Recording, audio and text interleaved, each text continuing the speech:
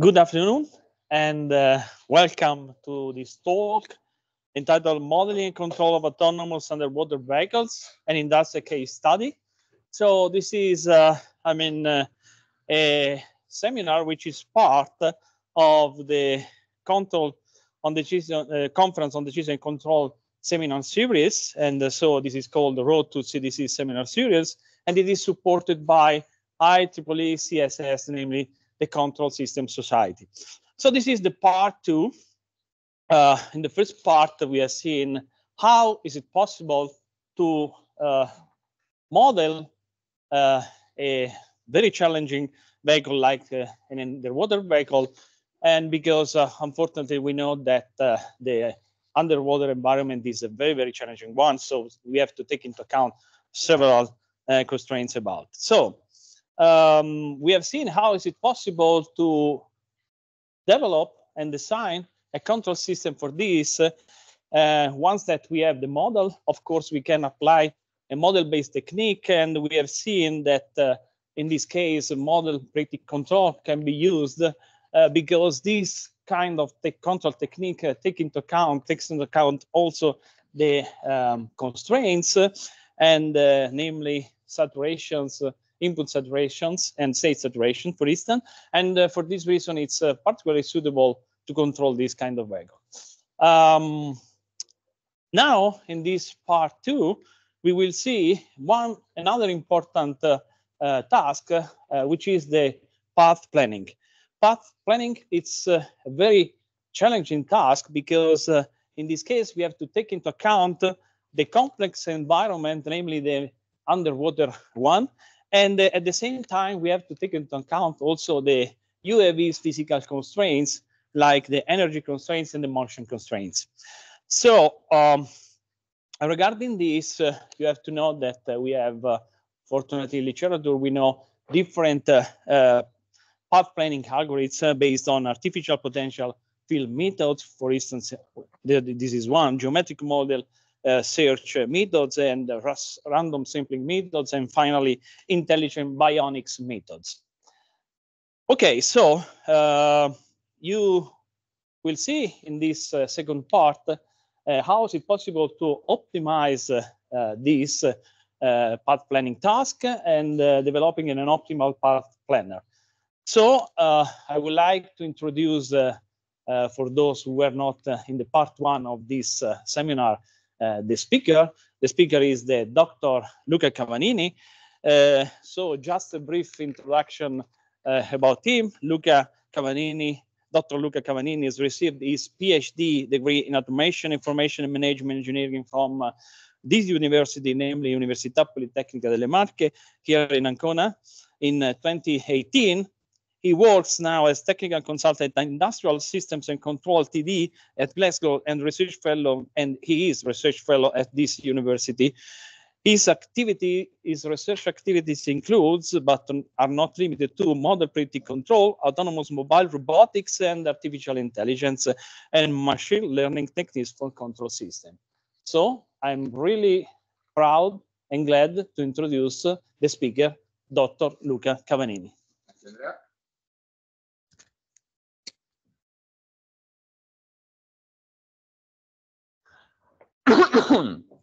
Good afternoon. This is the second part of this workshop of two seminars about the modeling and control of underwater vehicles. In particular, we are focusing on industrial case study developed in the past years in conjunction with Industrial System Controls and Mitsubishi Industries. This seminar is part of the Road to CDC initiative from the Italian chapter of the Control System Society that is organizing a set of seminars in the way to the Control Decision Conference will be held in Milan in December this year. Further, the Italian chapter of the CSS we organized the best master thesis initiative for young researchers, and the deadline is the 1st November of this year. and the winners will receive a free student's registration to the CDC 2024 in Milan in December. So let's go back to our control problem. In this presentation, we will focus on the problem of path planning. So the problem of defining a feasible path for the vehicle compensated by the low-level control system developed and presented in the previous seminar. And here we will initially review the problem statement, so the problem we are taking into account to be solved by our control system. Further, in the second part, we will review how we modeled the vehicle, the underwater vehicle, and the layout and the main aspects of our control system aided to control the asset of the vehicle. Then we will move and we will focus to the path planner, highlighting those aspects that have been neglected in the first seminar related to constraints and specifications related to the design of this path planner for the particular application in, that is the docking problem for an autonomous underwater vehicle operating in autonomy and to be catched by a ROV system representing the charging station for the vehicle. And finally, we'll see how this proposed policy exploits certain expected results satisfying specifications. So, problem statement. Sorry, okay, problem statement. So, this is a simple graphical representation of our control problem. There is the main control problem we are facing while developing the two levels of the control architecture we are presenting in this series of seminars. Our control problem considers an autonomous underwater vehicle moving at a constant depth within the underwater environment and to be automatically controlled for moving through a set of waypoints. These waypoints indicated in the figure are termed the initial waypoint, waypoint 0, 1, 2, 3, and 4, where the last waypoint represents the goal of our task. So positioning the vehicle in a particular position in the underwater environment with a constant heading related to the position and orientation of an ROV, remote operated vehicle, that represents the charging station to be catched for charging the batteries of our vehicle. While moving through the waypoints, the vehicle should satisfy a set of constraints. In particular, when approaching to waypoint 0, there is defined with respect to the final position, so the position of the ROV. The vehicle, while moving from waypoint 0 to waypoint 4, should maintain the ROV in the range of measurement of the sonar to guarantee the docking station is always detected and we can adjust our trajectory to reach this position. While moving through the different positions that are defined with respect to always, with respect to the position of the ROV, the vehicle is subject to a current. This current, this tidal current, is considered constant and irrotational and affects the performance of the vehicle. And we need to take into account the effect of this current for two reasons. The first reason is related to the disturbance effect on the vehicle dynamics. So the current in some way try to move away from the desired goal, our vehicle, while it's moving through the waypoints. On the other side, the current would affect the dynamics of the vehicle and also the energetical performance of the system. And this is because one of the goals of our path planner that will be presented in this talk is related to the capability to adjust the trajectory to be followed by the vehicle to reach the final goal, so the final position, but it should take into account also the effect of the current and the related effort required by the actuators for driving the vehicle up to the final position. This means by taking into account the current and considering the side effect on the movement of the vehicle, we will to adjust the trajectory to limit the effect of this current, and this means we can reduce the power and the effort required from actuators for driving the vehicle to the final position. And we will see how we handle this problem.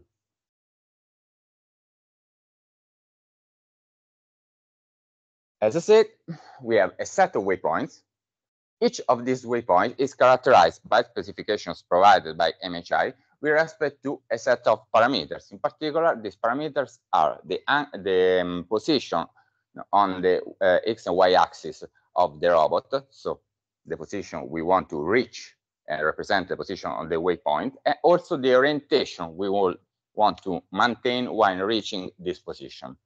Further, because in this particular scenario, the vehicle is moving for reaching the final position, the velocity of the vehicle is limited to stay within certain bounds. There are minor than 2 meters per second. And in particular, if we consider the last part of the trajectory in the figure, we will see in the exact definitions of waypoints and operating conditions, we want to have a velocity of the vehicle moving from waypoint 0 to waypoint 4 that is constant between waypoints, but tend to reduce itself while switching between a waypoint from another waypoint. So the vehicle is coming to the initial waypoint with a certain high velocity, and then we tend to reduce the velocity while moving through the different waypoints.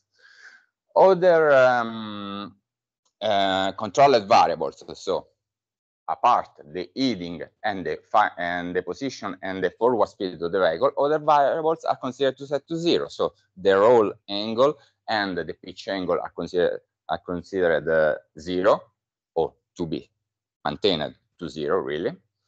Whereas the depth, so the vertical position of the robot with respect to our inertial reference frame, is considered constant. So again, we are assuming that the vehicle is moving to the ROV, approaching the operating scenario with the same depth of the final goal.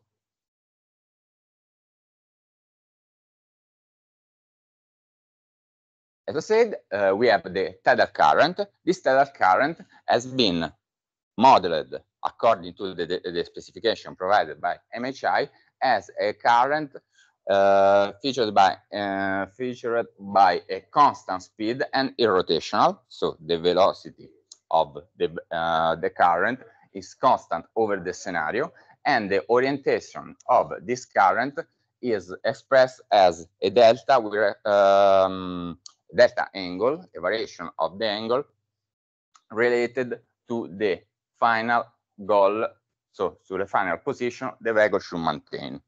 So because the final position is the ROV position, the tidal current is characterized by a constant orientation, they express as a function of the ROV heading. Further, as I said, we have a certain angular range of measurement that represents the capability of the sonar to detect obstacles over a certain round of the robot. And our goal, again, is to move through the waypoints while maintaining the ROV within this range of measurement given by the sonar. And this is a dynamic constraint we need to satisfy, because if the UAV loses the capability to detect the position of the robot, then he loses also the capability to define correctly the different waypoints, and so he cannot reach the final goal.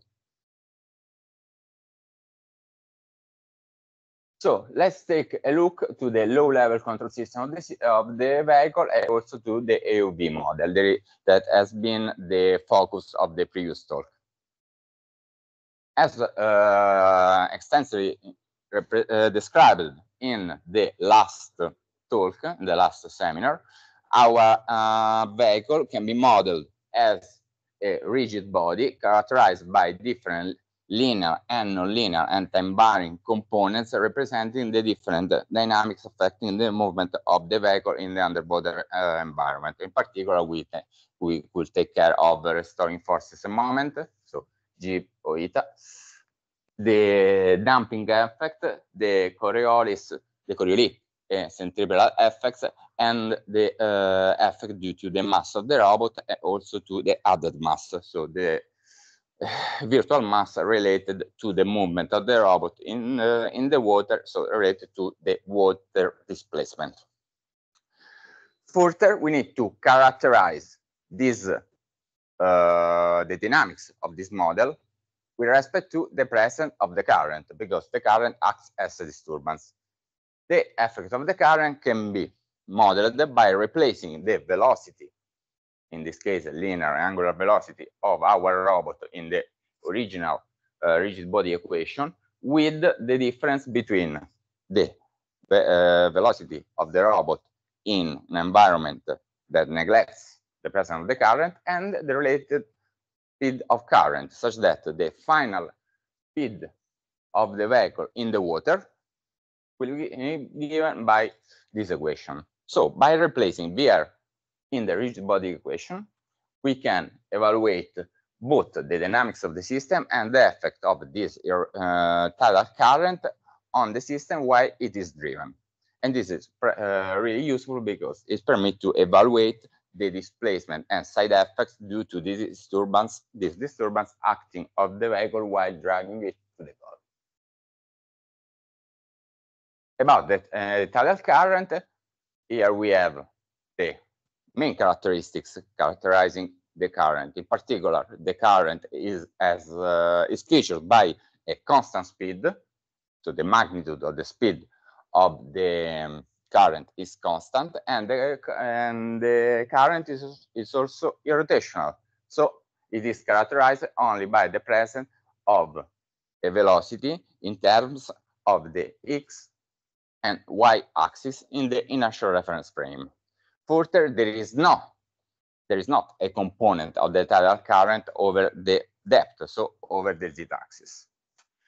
And the current is limited, or by specification, the operating scenario is characterized by a current that will vary between 0 and 0.5 meters per second, and it is considered a constant over each simulation. So in each scenario, we can consider the current to be estimated as a constant magnitude and a constant orientation related to, or expressed as, the orientation of the AUV plus a delta, here indicated as beta. And this trade-off between the AUV orientation and the current orientation is within a certain bounded set of values, so between plus or minus 0.1745 radians.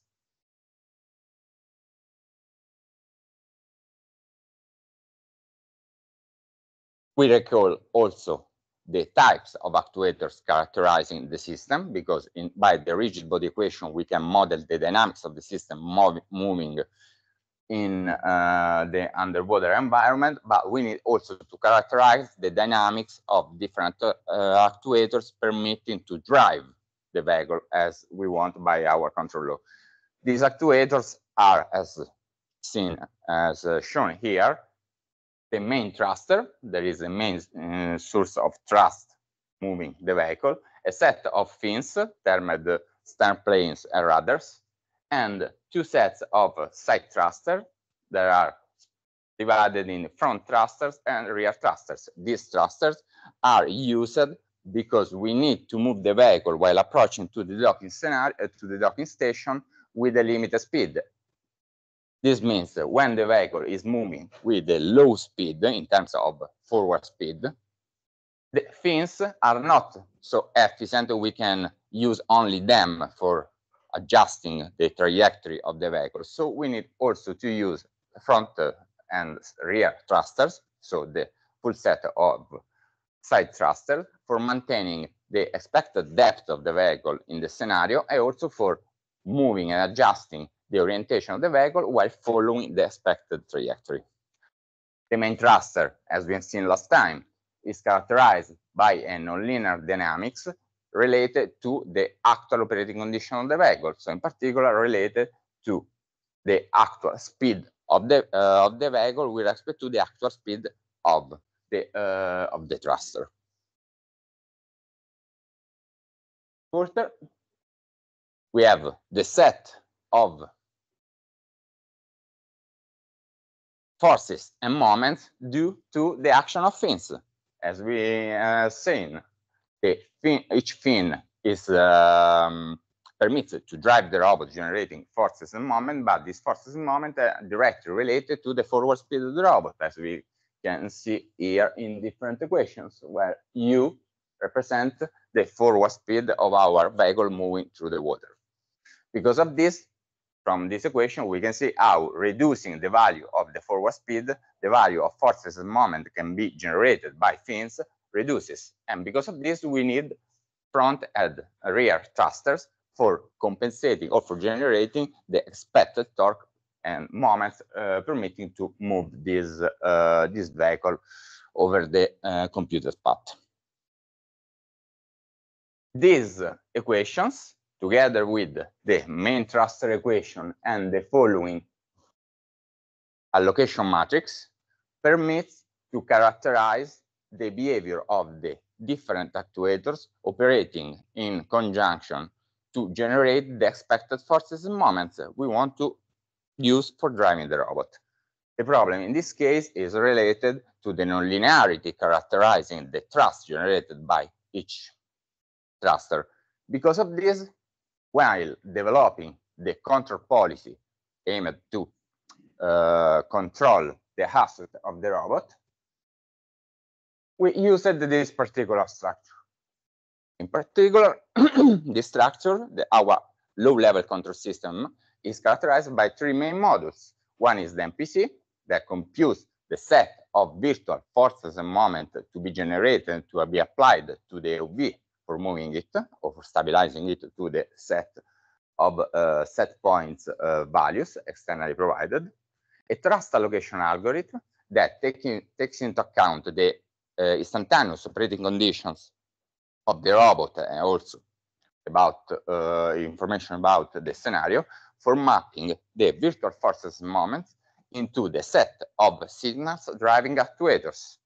This mapping will permit to exactly generate expected virtual forces and moment as computed by the MPC. But because the mapping tends to linearly approximate a nonlinear relationship, the forces and moment that will be generated by thrusters and fins will be slightly different, so will be approximated. So the thrust allocation will be suboptimal with respect to the ideal case. And this effect will affect the control performance of the AUV. Because of this, we use a Kalman filter, because the Kalman filter, based on the LPV, so linear parameter varying approach, permits to correctly estimate the state of our robot with respect to the measured signals, and also it will permit to evaluate the effect of the tidal current affecting the vehicle movement. So by the Kalman filter, we are able to estimate the real dynamics, instantaneous dynamics of our robot, and use it within the predictive controller for optimally define the control policy to be mapped in actuators set points for driving our vehicle.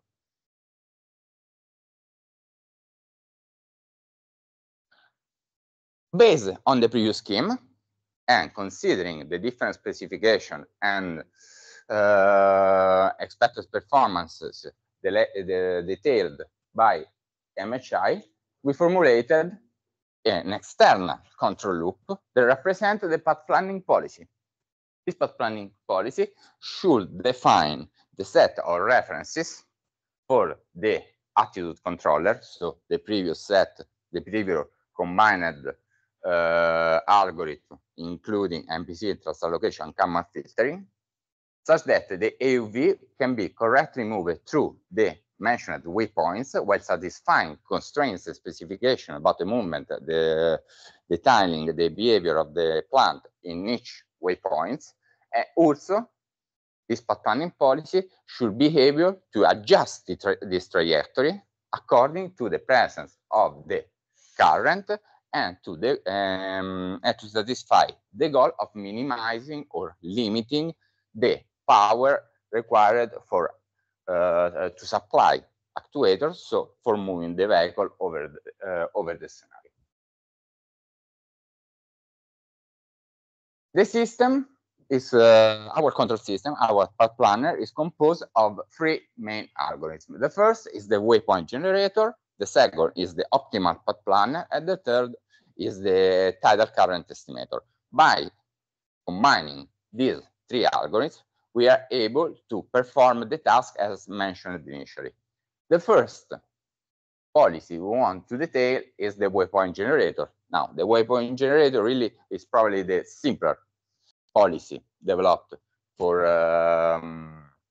realizing this control system. Essentially, by the waypoint generator policy, we are able to define the set of waypoints or the next waypoint we want to reach while moving from the previous waypoint. So when the vehicle approaches the initial waypoint, WPI, it means we know our robot is at a given distance of the ROV. So the following waypoint, the waypoint 0, is computed, and the other policies within the optimal path planner will adjust the reference trajectory to be followed for moving to the following point, to the following goal, up to reach the final goal, so the final ROV position with the prescribed orientation. Here we can see the simple policy, that is essentially a switching policy, that permit to change the waypoints with respect to the instantaneous position of the robot compared with the position of the ROV. So both the position of the vehicle and the position of the docking station are expressed in terms of sorry, are expressed in terms of the inertial reference frame, and by evaluating the displacement or the distance between the actual position of the robot and the next waypoint, we are able to detect the modality, and the characteristics that affects and characterize the dynamics of the robot while moving between each of the waypoints. So in particular, we can see that starting from the initial waypoint, the robot should move with a certain set of prescribed velocities up to reach a certain around of the final position. If the robot is within this around, then it can move directly, adjusting the heading, so it can assume the correct asset to be catched by the ROV, so to be connected to the charging station. We can see here, as we mentioned, that each waypoint is characterized by the position and the orientation of the waypoints, but also by the expected maximum speed or the expected reference speed for moving between waypoints, such that here we can see that U max WP represent the maximum, or really the maximum expected, so the reference for what speed for the robot is switched at each change of the waypoints with this U1 WP, U2 WP, U3 WP, that tends to decrease the speed of the robot up to reach the final goal. So by the waypoint generator, we are able to characterize the movement of the robot in different segments of our trajectory. And this information will be exploited by the optimal path planner that will characterize the reference signals for the asset controller directly driving the robot and permit to correctly move it up to the goal. Here we have the real definition of each of the waypoints. These definitions, these specifications, have been provided by MHI according to the expected operating condition of the vehicle on the underwater environment. And it's interesting that in each of the different operating scenarios, we are able to define the position and the heading to be assumed by the robot, by the underwater vehicle in the waypoints, whereas while moving through waypoints, only the reference speed is provided. For the first three waypoints, so waypoint 0, 1, and 2, the reference speed is given as constant. And we can see in waypoint 0, the reference speed is 2.056. For waypoint 2 is half of the previous one, so 1.028. In the segment between waypoint 3 and waypoint 4, so when the vehicle is approaching the docking station, the speed tends to decrease with respect to the distance. And this is the mathematical formulation of a specification provided by MHI to ensure that the vehicle is correctly moving through the docking station while reducing the velocity with a given deceleration that is specified by this equation. And also, this guarantees the vehicle does not overcome the final goal, but at least stopped some centimeter before, because at this point, the remotely operated vehicle connected to the docking station is able to catch the vehicle that in waypoint 4 has been stopped by the controller and is waiting for the docking station, for the charging station. Now, sorry, the optimal path planner. Now, for developing the control system, so in particular the path planner for the system, we considered a discrete time model of a simplified system that has been considered for representing the dynamics, the high-level dynamics of our robot. Now, in the considered approach, we consider the unicycle model. In principle, we will use also other models. An example, an unconstrained particle moving through the three-dimensional space. And this will be possible because the robot is equipped with a huge set of actuators. So we are able to move in every direction and with every angular velocity our system by using these actuators. But because our goal is to satisfy a certain set of constraints, in particular constraints related to the heating of the robot, constraints related to the minimization or the reduction of the power consumption, we prefer to use this constrained model characterized by non-autonomic constraints that permit to correctly map expected specification and the expected behavior of our robot to a simplified model. This model considers the two-dimensional movement of the robot with respect to the X and Y axis. Also, this is interesting because in general, our robot is moving in the three-dimensional space.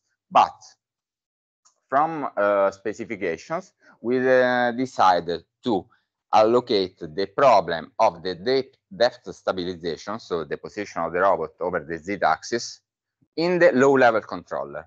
And again, this has been motivated because the robot is moving with the low speed, so side thruster will be always on to maintain the robot in hovering, so to a constant depth.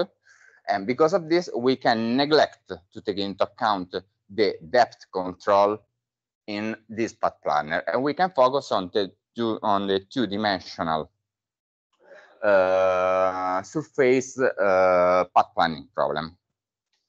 Further, our goal is to move between waypoints while maintaining the docking station within the range of measurement of the sensor. So by using the unicycle model, we are able to directly exploit the angular position of our robot, to constrain it by an MPC-based approach, and also because the unicycle is strictly forced to move in the forward direction related to the heading of the robot. By using this model, we are constraining the robot to use mainly the main thruster as main actuator, whereas angular displacement that will reflect in lateral displacement of the robot will be limited to the delta of variation of the heading imposed within the path planner, so imposed within our MPC-based approach. Because of these different aspects, we prefer to use this simple model. There is non-linear, because as you know, the unicycle model is a non-linear model featured by time-varying dynamics related to the heading of the robot.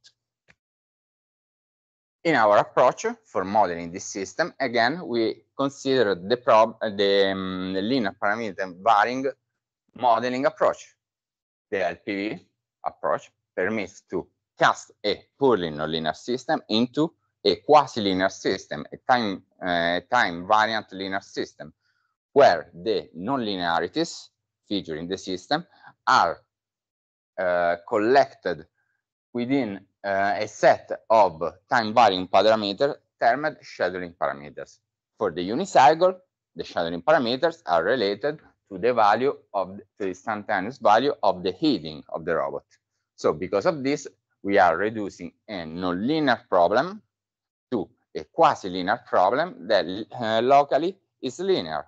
So we are linearizing the complex nonlinear system with a simplified quasi-linear system, and based on the instantaneous values of the scheduling parameters, we can define a locally linear policy able to correctly control and define the set points for the low-level controller of our AUV.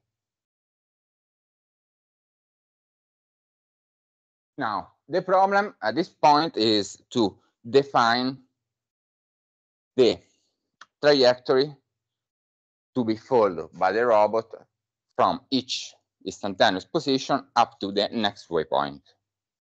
For computing this trajectory, we need to compute the heading reference, so the angular trajectory permitting to move the unicycle model up to the next waypoint, to the goal, in simple and effective manner. So we decided to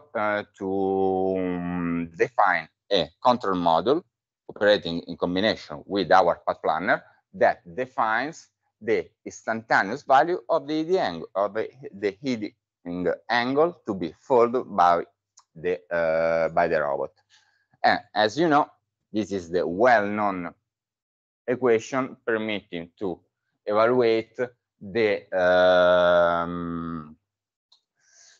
heading to be followed for moving from any point in the two-dimensional space to another point.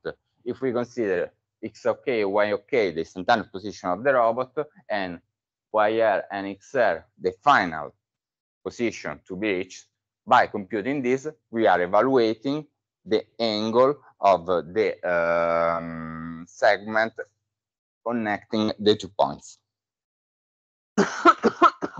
And this xr, yr, and vr part are always iteratively evaluated with respect to the instantaneous position of the robot, and so from them we can evaluate the heading trajectory to be followed and represent the reference signals to be tracked by our unicycle model within the optimal planner. So this is the reference signal we want to track. Now, we have also another specification. There is the most important specification. We want to limit the power consumption of our thrusters. Now, and we are subject to the tidal current. In a scenario without any tidal current, we can move from a particular point in the space to the next waypoint by a straight line, because by using the different thruster, we need only to adjust the orientation of the vehicle and then moving forward to the next waypoint by using only the main thruster that is always active. In presence of the tidal current, we need to take care about the side effect of the current, so the lateral displacement of the current due to the orientation of the current with respect to the orientation of the robot.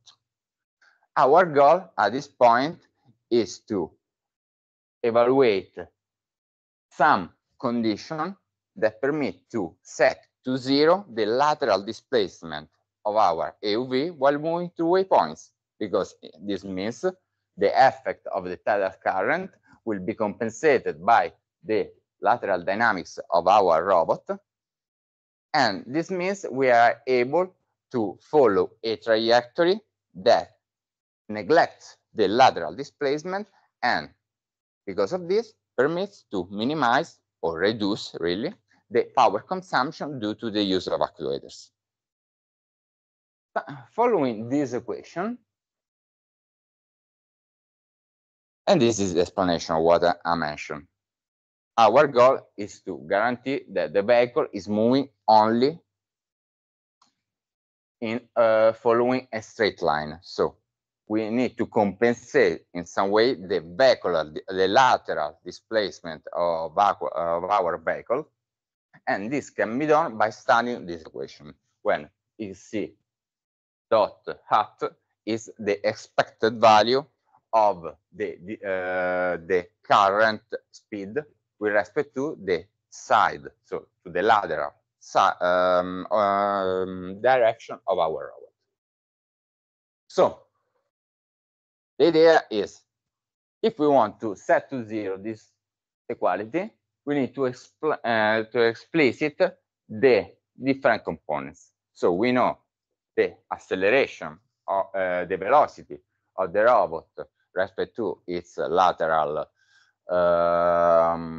side can be expressed as the forward speed with respect to the robot reference frame that is given by the set point to be followed. So phi r represents the straight line connecting two waypoints we want to follow, and a variation, an angular variation that represents the adjustment we want to perform of the straight line to ensure this second inequality is true. At this point, we can replace this term with well-known trigonometric functions, such that, again, we can evaluate the effect of this sin of phi r plus phi co as u of k sin of phi r cosine phi co plus cosine phi r times sin phi co. And these two, the second and third equation, are equivalent because they are related to the trigonometric functions. From this,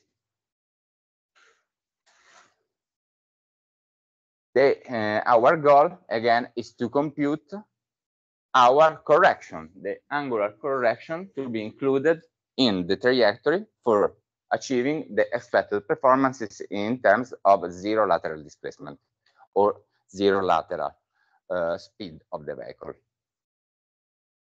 From the third to the fourth equation, we can only divide everything for cosine of phi r bar, and replacing sin over cosine with tangent, we have this equation here, okay?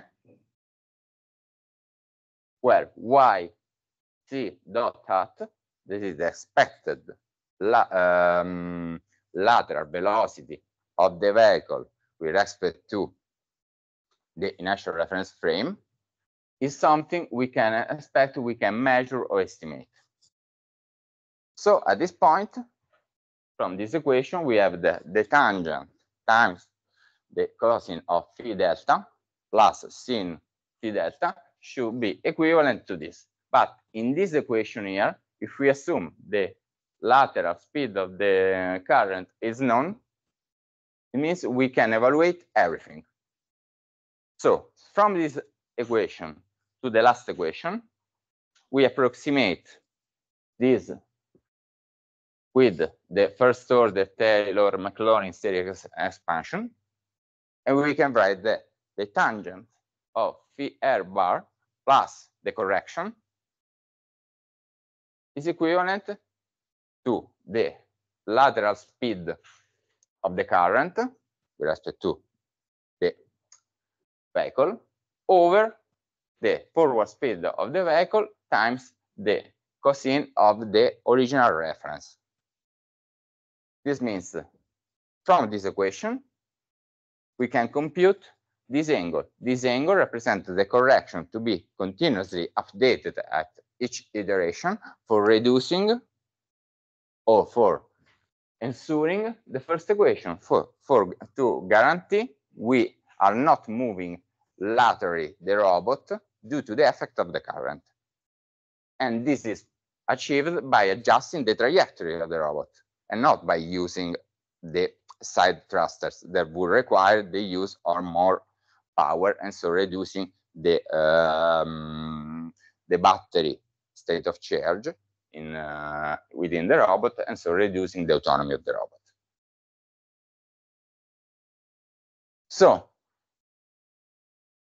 our angular correction to be included in the reference value for the heading is represented by this equation. So it's directly related to the forward speed, instantaneous forward speed of the robot, to the instantaneous expected angular speed, lateral speed of the current, to the angle representing the direction to be followed for moving from the actual position to the next waypoint following a straight line, and also it is related to the tangent of this angle.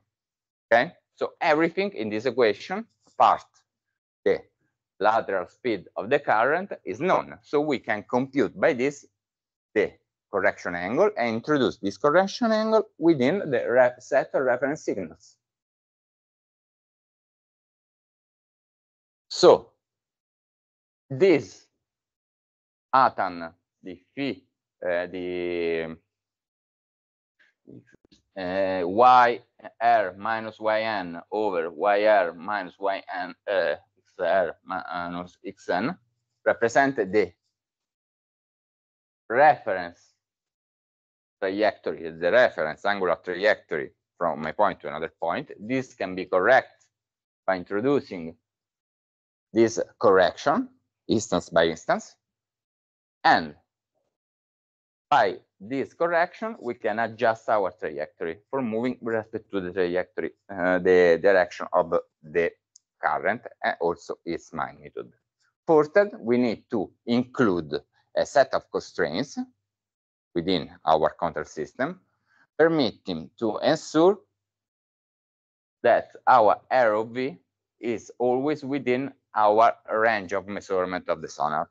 Okay, and this is quite simple because we need only to compute the nominal displacement, so the nominal angular position to be followed, plus and minus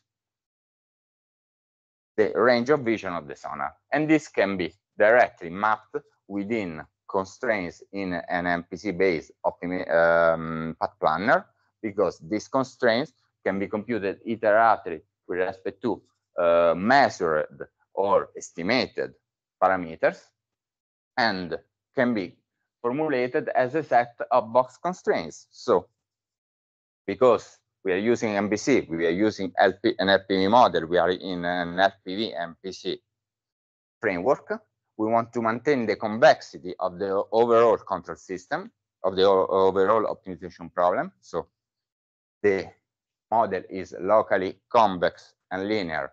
The set of constraints are define a convex set of feasible solutions. So also we can map these constraints on the angular position representing the zonal range as box constraints. So we can maintain the convexity of the optimization problem while including this in the MPC framework. So I will now repeat the structure and the definition of our predictive controller, and we have here only the cost function with constraints in extensive form. So our path planner will be a constrained model predictive control, considering in the cost function the trade-off between the measured controlled output, y, predicted controlled output, y of k plus 1 over k, with respect to r of k. But r of k is the reference signal, including the heading to be fold corrected by the previous correction angle for adjusting the trajectory in presence of pedal disturbance. Further, we can weight in the cost function the delta u, so the rate of change of our control actions to be defined to minimize the cost function and for tracking the reference, so for moving the robot from a point to another point. But you know, this is a path planner, so our delta u is really only the set of reference signals to be followed by the real system precompensated by the asset controller. Our system here, the reference system here in this equality constraints characterized by the matrices, the constant matrices A and C, and the time varying matrix B of K, represent the LPV form of our unicycle model. And also we have a set of convex sets that represent the region of feasible solutions we want to consider for evaluating the solution of our optimization problem according to the specification and limits of actuators and controlled variables. This can be cast in a well-known condensed quadratic programming problem where h of k is the Hessian, rho of k transpose f of k transpose represents the linear term, and matrices g of k, h of k, and w of k represents permits to map into our framework for embedded optimization a set of constraints characterizing the control problem. And this formulation is suitable for embedded application because it permits to formulate the problem in a form that can exploit the most recent methods for optimization, in particular solvers for quadratic programming problems. Now, then we have our MPC that permit to compute the trajectories, so the references for the asset controller driving the AUV. We have the waypoint generator that in some way is able to detect the next waypoint to be reached with respect to the instantaneous position of the robot, and also setting constraints or reference signals for velocities, linear and angular velocities. What we need is to estimate the current affecting the robot and characterizing the scenario. In particular, because our MPC exploits that reference, information about the current speed for adjusting the trajectory to be followed and reducing the power consumption of our vehicle. So, for developing the tidal current estimator, we used again a Kalman filter, again based on the LPV modeling approach. So here we have the well-known matrices of a standard LPV Kalman filter, where AF, TF, and BF represents the state space matrices evaluated at time instance k, representing the dynamics of our system, of our precompensated system. The system used for developing the estimator is not a unicycle system, but is a model of our AUV, so the original non-linear AUV model, casted again in an LPV form. So this is the state we are considering for this Kalman filter estimator, where we have the estimate of linear velocities, angular velocities, and velocities of the current over the three axes in the inertial reference frame, where USC, BC, and WC are the forward velocity of the current, the lateral velocity of the current, and the vertical velocity of the current. This last term is always 0 for assumption and specifications, as mentioned before. So we need to define the model of our AUV in extending the state, because the original state of our AUV consider linear and angular positions and orientation.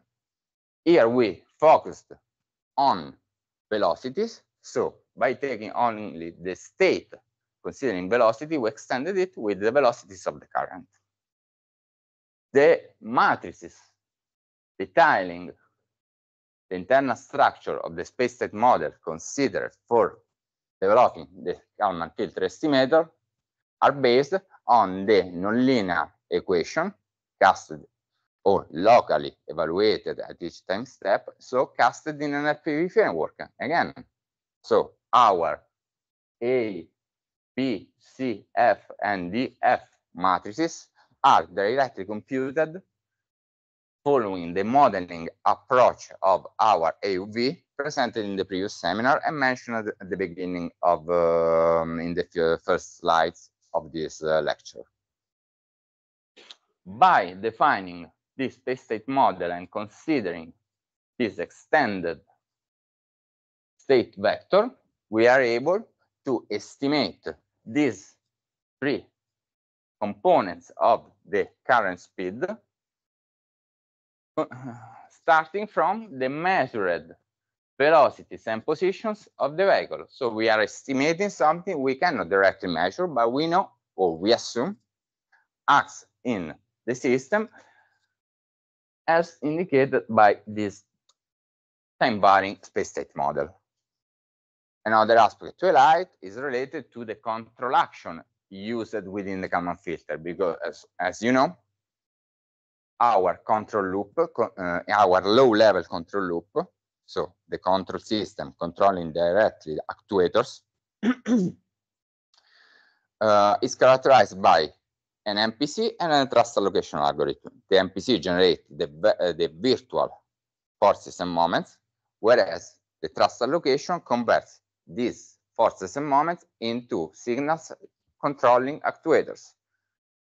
The real effect of these actuators is evaluated for estimating the set of forces and moments that are really generated by actuators. So our control action driving this space-state model is represented by the estimated forces and moments generated by actuators, and not from forces and moments generated computed by the MPC and then mapped by the thrust allocation in the set of signals driving actuators. Because of this, we need to remap or include in the current estimator this inverse mapping, representing the inverse of the mapping performed by the thrust allocation, and from this inverse mapping we can evaluate the correct set of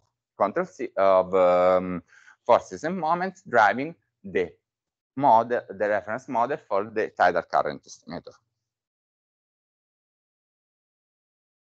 So let's see some results about this. First of all, the tuning parameters. As I said, our optimal path planner is an MPC based on an LPV model. So we consider a sample time of 0.1 seconds, so 10 Hz of control frequency.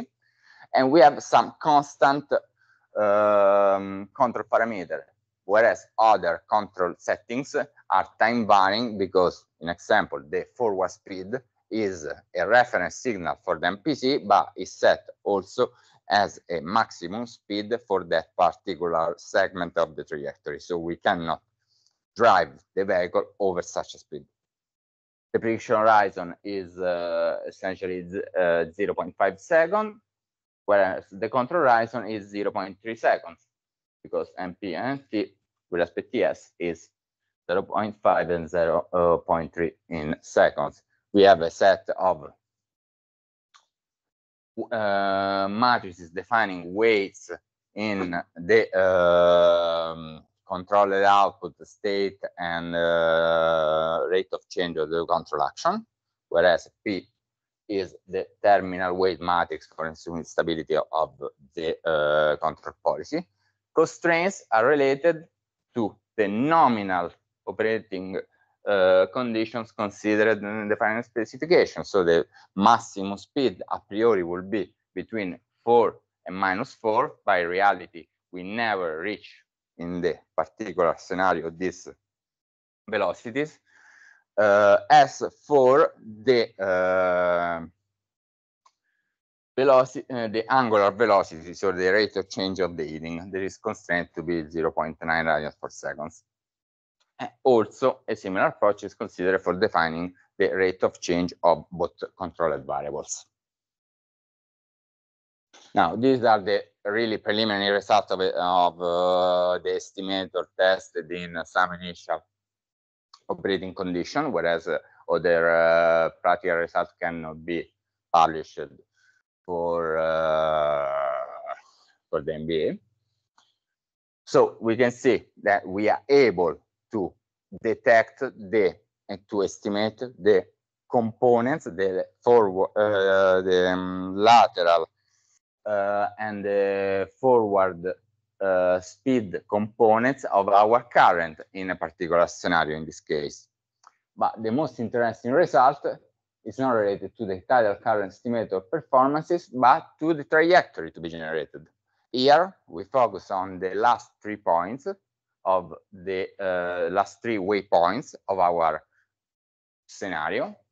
So in practice, here the last red dot square really is the final goal of the vehicle, whereas the previous 2 red squares represent the previous waypoints. If we consider the yellow trajectory, this is the trajectory computed by the optimal planner when we neglect the presence of the current. I mean, the current that is indicated by this in terms of direction by this arrow here. If the current is neglected, so no correction is introduced within the reference for the heating of the robot, it means the robot will move straightforward from a point to another point. And here we have in green the expected range of vision of the sonar. While we include